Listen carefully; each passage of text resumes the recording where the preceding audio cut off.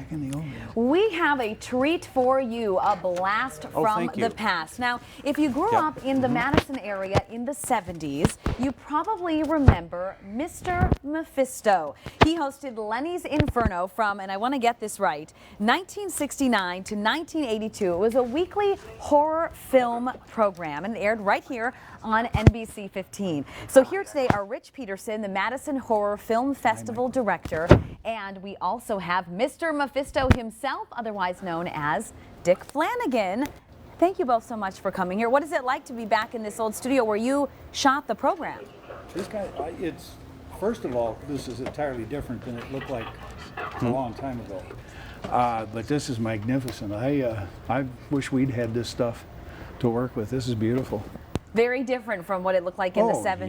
Yeah. And you had a trap door that you used. Well, we were talking a little earlier. Yeah. There was a turntable over on that side of the studio that was put in when the place was built, the way I understood it, and it was to put cars on and be able to rotate them.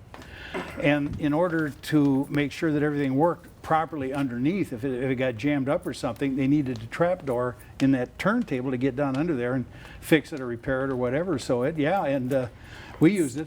Tell us about Lenny's Inferno.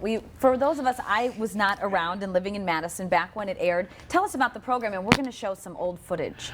Well, it was essentially a horror movie. Len Mattioli, American TV, sponsored the show, and I was the third host on the original Inferno, which was Ferdy's Inferno. Ferdy Mattioli became terminal with cancer. Brought his brother in from Chicago to liquidate the business. His brother decided, no, he's going to try to make a go of it. The show was canceled at one point, brought back, and then I was the third guy who got the opportunity to host it. And a lot of people remember you, including my 6 and 10 p.m. co-anchor John, who remembers watching you when he was a kid. Yeah, he told me that. This coming weekend, you are being inducted into the National Horror Host Hall of Fame. Were you surprised? Floored. I mean, I, for the life of me, don't understand why. I really don't. We knew what we were doing and we knew why, but my whole approach to it was let's have fun, and that was pretty much the extent of it as far as I was concerned. But Rich Peterson here, he's the guy that got that ball rolling, and somehow.